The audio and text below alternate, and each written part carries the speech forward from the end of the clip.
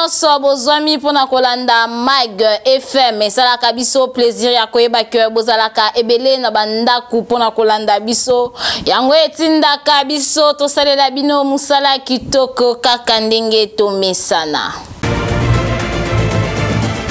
Tofungola Mag FM pona koyebisa bino que Jean-Paul Kibanga oyo azali président ya parti biso peuple ebaki na kosangisa peuple na ye ya commune ya Kitambo pona kosolola na bango na oyo etali insécurité na commune na ye bolanda Enoch Mafuka azalaki wana na compte ya Mag FM.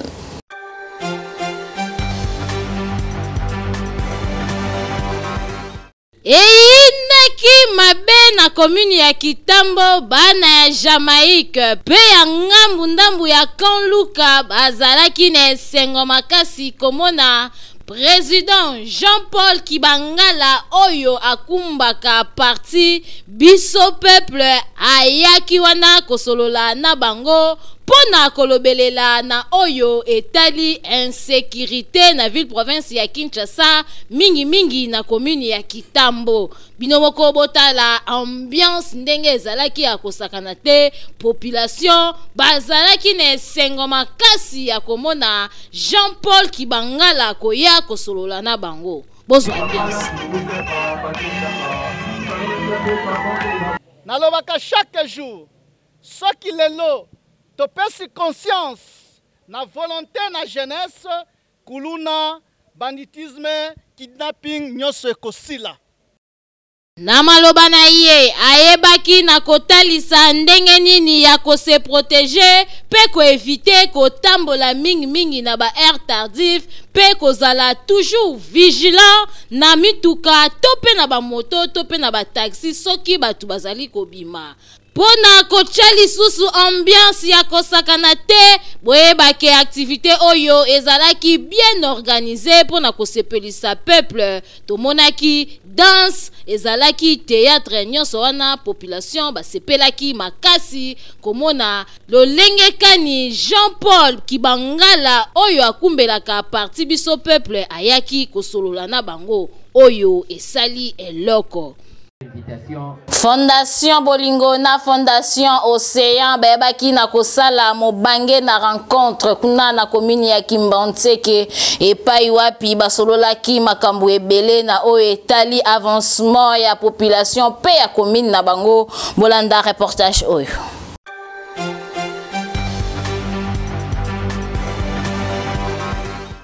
Eyindaki mabe na commune ya Kimbantseke epai wapi deux fondations ebaki na kosala rencontre awa tozali na direction Mobutu plus précisément côté ya Tinel epai wapi Fondation Océan ekitaki pona kokutana na Fondation Bolingo boyeba que Fondation Océan ezalaki représenté epai ya mama ya bana oyo ba mesana kobenga mama ya motema monene maman Thérèse Nzeka yende mutu azalaki wana pona ko représenter Fondation Bolingo azalaki emoko te azalaki accompagné na ba fédéral pe ba cadre misusu ya Fondation Bolingo kasi boyeba te lisolo elekaki kitoko bakutanaki na ba cadre ya Fondation Océan epai wapi basalaki échange ya ndenge na ndenge pona kosolola na o etali population oyo bazali ko encadrer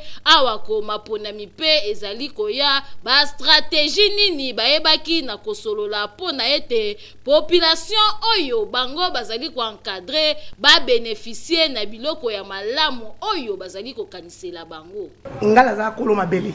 naza mona chamu dans un espoir, la confiance au Bapesenga, et Baromona Moko, la carte à Changu, on a Baroyoka. Pour Ayokanga, Barotika Royokanga. Vous allez à Kimbantseke, Creek, la base océan, avec beaucoup de base, na ya Bolingo, ils ont la carte Kimbantseke. Il y a une première prise de contact au Bolingo, et Zali na Changu Mobimba. Il y a un moment où Kitaki Awana océan, Totombo la Creek, la carte va député. Provinciaux nabiso, nationaux nabiso, pe, municipaux nabiso. Donc sur ce, tu vas créer ma base nabiso pour total ça qui est cric, azali toujours force tranquille na kachacham.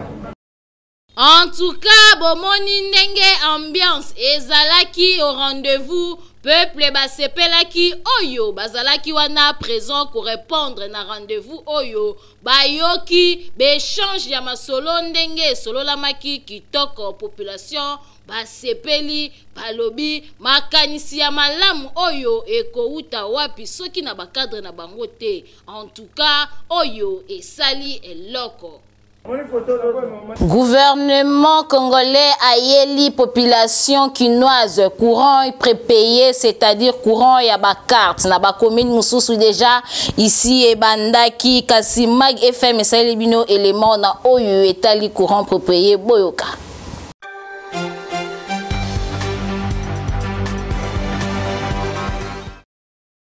Mwana tu ya kin ayebi yango malamu ke facture ya courant efuta makati na fin du mois malgré ba coupure o esale makapamba pamba. Mais to mesana déjà bongo kasi SNEL aye ko implanter système ya courant prépayé oyo eza na projet il faut epela na tous les 24 communes ya ville province ya Kinshasa. Yango to mituni est-ce que système oyo ya kosomba courant lokola crédit oyo to sela kana téléphone ekosimba surtout que vie sociale ya ba congolais eza pasi makasi. Est-ce que mutu nyonso akozala mesure ya kosomba facture ya courant et ya tantôt 50 ou 30 000 francs na ba commune mususu kasi soki ekomi na parcelle ezalaka partagé par rapport ya ba nombre ya bandaku o ezawana. Soki ezalaki ya 50 000, soki parcelle eza na 5 portes, mutu na mutu akopesa 10 000 francs. Nzokande na courant prépayé ata osombi ya 20 000 francs soki osaleli yango malamu te 1 mois ekokoka te okomona ekati ekosenga osomba lisusu mususu. Côté mususu pe ekomi kobebisa le bon voisinage parce que ceux qui kuna courant ezate ndeko mususu akoyekozala na besoin ya ko repasser akoluka ki mambango epa ya voisin na ye kasi na système oyo yepe akolinga te pona kokima consommation donc ekoki pe komemela bango ba mes attentes ekosala bien te. Yango tokosenga kaka na gouvernement congolais ba meka un peu ko revoir système oyo ezala avantagé pona population pour oyo eza désavantage total soki bobongisi ekosala loko ata bino mope bozala na souci ya population ko notion ya pardon ezalaka lisusu te epa ya bakinois ata tuti yo na nzela osengo pardon te aleki ondire mutu asalaki likambo te. Mag FM s'intéresse na sujet oyo.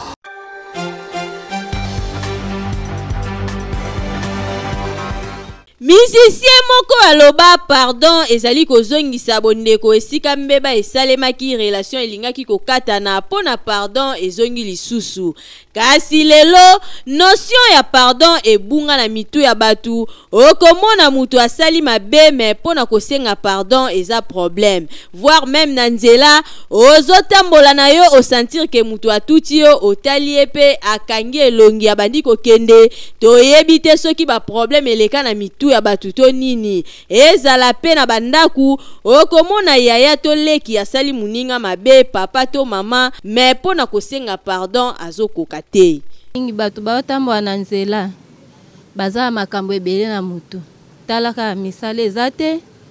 pase leki azotambola ba makambo ebele na mutu ata tuti mutu boy azoyeba ne moya osenga pardon te po aza makambo ebele mamuso yebise papa tuti nga pe osenga pardon te a répondre oka mabe po ebini ake nanu azoyeba no esika azobandela te ake oluka wapi ake oluka musala wapi akozwa no mbongo ndenge nini bana batika na ndaku mwasi atika na ndaku makambo ebele na mutu omoni eloko na ya pardon na bata oyo doke ekombo lekela na bato mususu parce que otamba même na nzela boyo omoni mabe mutu azosala olie a reconnaître mabe azosala donc azo reconnaître yango parce que mabe vraiment efuluki mabe komi makasi bon normalement eloko na ya pardon ezo dépendre pe na ba famille eza famille par rapport na moto éducation azolanda na famille na ye soki ba parents na ye bazo conseiller bien bazo pesa ye conseil bien donc éducation ya mwana ezozala bien ata libanda kocha se ne kolobela soki ya moni keloko na sala eza mabe kocha se ekolobela ke asali mabe oki o reconnaître keloko na sali mabe asengi pardon soki asali soki ya moni ke eloko asali eza mabe. Même makomi ya nzambe ezolobake pardon ezali nguya oyo ekangolaka tozala na habitude ya kosenga pardon ba parent to lakisa bana kosenga pardon ekozala malamu pona éducation na bango ezala pe yo chef soki osali mabe epa ya mwana musala esengeli kosenga pardon po pardon etalaka agité rang social pété ezalaka nde réciproque boyoki na kanti ya kalai ngangu kalai technique bolanda lolenge nini basalaka bambabola Elvis Meti na commentaire.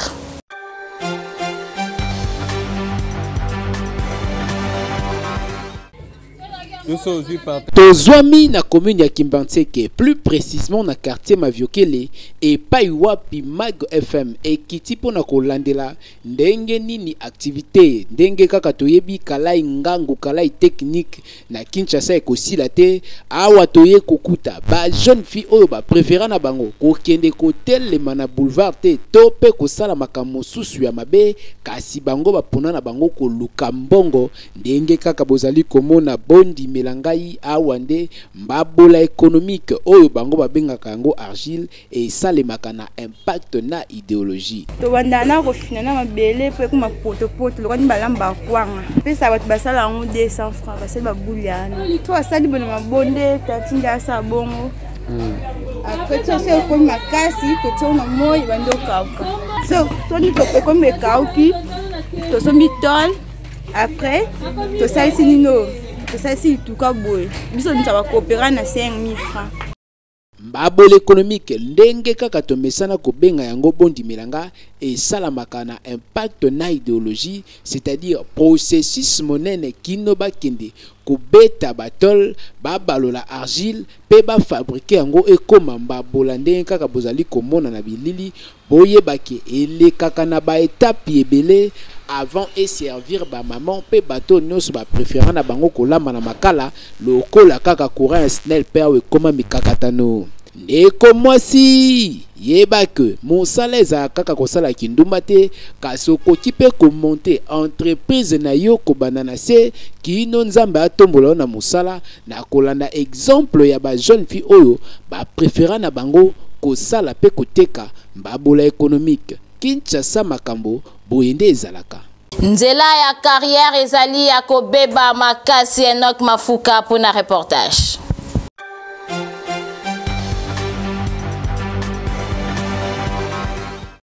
Na commune ya Nsele, quartier Mpasa 1, précisément na avenue Carrière, population bazali kolela na tina ya nzela, nzela ya malamu ezali te ezopesa pasi, population bazoloba bakonzi bozobeta bango kara, boyoka ndenge lisusu balobi na micro ya Mag FM. Pona nzela oyo tozomona pasi mwaete mituka ezali te. Batu ya makoloba na classe bazomona pasi mwaite tala lubwako wana ndenge ezali tosaliti tolembi leta tifisa biso maboko po abongisa te vi na biso ça dépend ya moto na moto vi na biso toza bien mais eloko ezoboma biso nzela tala liboso lokolo oyebo tala ebandeli ya nzela bato batongi na kati ya nzela mwaye mutuka ekota ezali te moto na moto atongi soko bapesa ko 20 mètres oti 80 mètres ya yo na carrière na nzela bataela biso nzela carrière eza veni oyo eyebana makasi na carrière na terre jaune mais tokamwa babongisa terre jaune mais carrière batika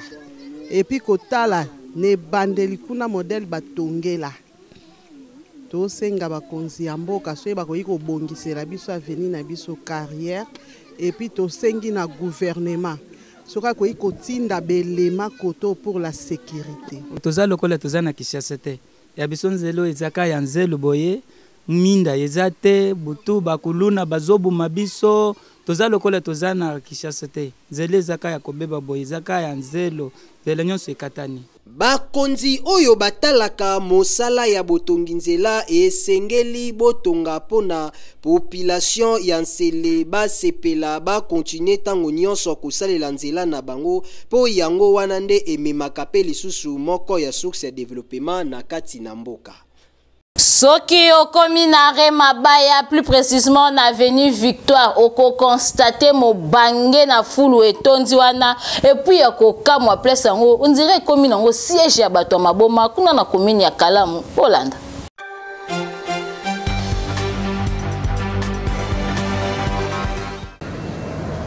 kafumba na fulu oyo bozali komona ezali nde na Remabaya na avenue Victoire na commune ya Kalamu ezali kopesa pasi mingi bino moko botala tozali komituna soki ekomi depo ya bafulu tope nini kasi ya kokamwa ezali ke place oyo ekomi nango siège ya bato ya maboma kaka ndenge bozali komona bato ya maboma mingi bakomi kaka koya kofanda awa lokola fulu oyo evandi awa botala ndenge oyo avandi azali kosakana stoki azali kosala sope nini azobenda basinga na ye bien bidon na ye ya 5 litres pembeni ya mai kaka ndenge bozali komona aza concentré na musala azali kosala pe misusu bazali kaka wana ndinga na bifunda na bango oyo kuna bazali kolokota bilokota lokota kaka ndenge boyebi bato maboma balokotaka kaka na fulu yemba nango musicien congolais mutaliboma liaka na fulu bazali ko se retrouver na fulu oyo lokole komi dépôt ya poubelle oyo ezali soni mingi pe pasi. En tout cas, toko interpeller na ba autorité en pleine centre-ville kotika fulu etonda boye ezali kitoko te ezali ko exposer population congolaise na ba maladie oyo yaka na nzela ya mupepe awa ko tozali na saison sèche bino moko boyebi na période elanga ba maladie yaka kili fulu oyo pe ekoya komema ba maladie mususu basala noki bayeba ko évacuer poubelle oyo pe bato maboma oyo affaire social baluka nanu solution pona bango baluka esika oyo bakoki kofandisa bango po boye kitoko te ezali kobebisa image ya mboka. Centre hospitalier Dominique Lecoeur ezali esika se moko ya kozwa soin kitoko yo mutu umeli na maladi komitungisa malisusu te kende mbangu na avenue Ring na quartier Joli Park okokuta centre hospitalier Dominique Lecoeur bako traité o kitoko makasi.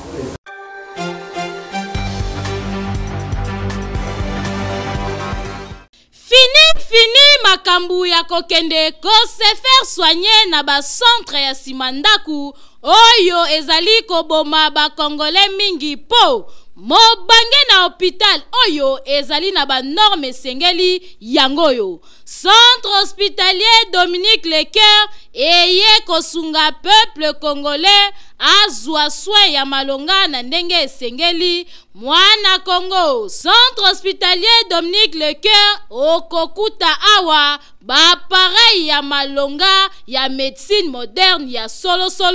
oyo ezali ko détecter maladie nyonso ebombani na nzoto ata ebombani na songe ya suki grâce ya ba pareil oyo maladie wana ekozala détecter. Awa bazali na laboratoire ya malonga kaka pona kosunga peuple congolais esengeli boyeba ke ba médecin oyo bazali ko traiter pe awa bazali ba médecin oyo batanga médecine na libanda ya mboka kasi baye ko pratiquer yango awa na République démocratique du Congo pona kosunga bandeko na bango bazwa soin ya malonga na ndenge esengeli na oyo etali prise en charge bomi tungisama te kokende libanda ya mboka na centre hospitalier Dominique Lecoeur prise en charge ezali assurée. Esengeli koyeba lisusu que centre hospitalier Dominique Lecoeur ezali na ba service locaux la chirurgie, maternité, radiologie, kinésithérapie, échographie, endoscopie. Nyonso wana kaka po basunga peuple congolais ba patient na bango bazala bien traité. Na oyo etali cas d'urgence soki obeli na ndaku ozali na possibilité ya kokoma hôpital benga kaka ba numéro oyo po awa ba ambulance ezali bakoya kozwa yo tina ndaku pe babandi ko traité yo na kati ya mutuka tibo kokoma na hôpital. Makambo boye okomona ngo bipai nini soki na centre hospitalier Dominique Lecoeur te. Otuningai centre hospitalier Dominique Lecoeur ezomi wapi? Boki Mambangu na quartier Joli Park avenue Ring numéro 4 plus précisément na commune ya Ngaliema. Bokende na bino bikenda te na ba hôpital ya Simanda kupo la santé n'a pas de prix. Boyoki Studio Liloba eye kopekisa balanga nzembo tu kobima libanda ya mboka pona enregistré balbum na bango to pe ba single na bango baki mambangu kaka na 14e rue na avenue Mulangi numéro 23 bokokuta Studio Liloba bakoyamba bino kitoko pe bakosalela bino musala kitoko makasi.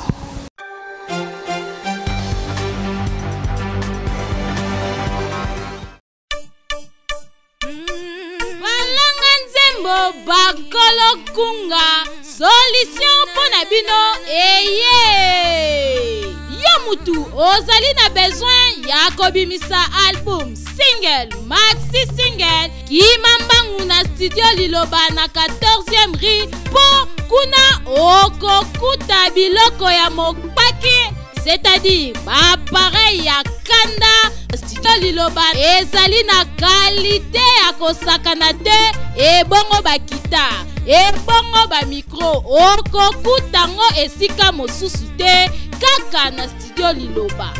Awa soki okoti okoyemba lokola Angelu po awa son erataka kutu te awa tobetaka na biso mopanzi te po nyonso ezali na qualité. Enregistré album na yo awa ebimi lokola outaki na États-Unis nzoka nde enregistraki yango kaka na ville province ya Kinshasa na 14e rue na Studio Liloba.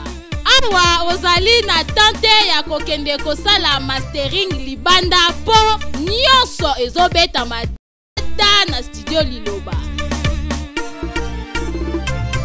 Opanga na yo na oyo etali prix a cause ya ba appareil sophistiqué oyo ezali awa prix ezali nango abordable. Ofuti mbongo mukie kasi basaleli yo musala ya qualité. Oyoki boki mambangu na commune ya Limete na 14e rue industrielle numéro 23 na avenue Mulangi oza mobimba accueil ezali na ndenge elongo bani. Oyoki boyebele.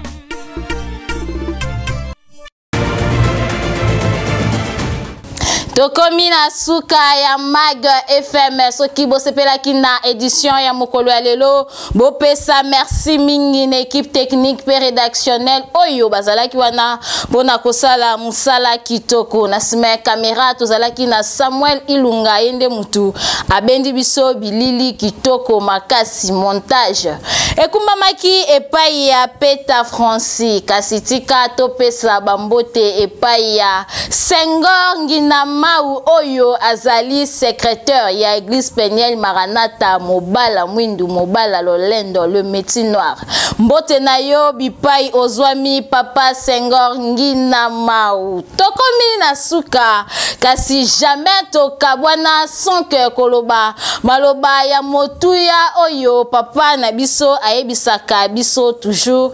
Nul n'a le droit d'être heureux seul sur la terre. Wana maloba ya ye moko daddy the king, hein? The king. Maître Billy Maloua Cléophas. Boyoki, nul n'a le droit d'être heureux seul sur la terre. Nganabino. Tokutani mikolo ezali koya soki nzambe apesi biso lisusu bomoi. Boyoki.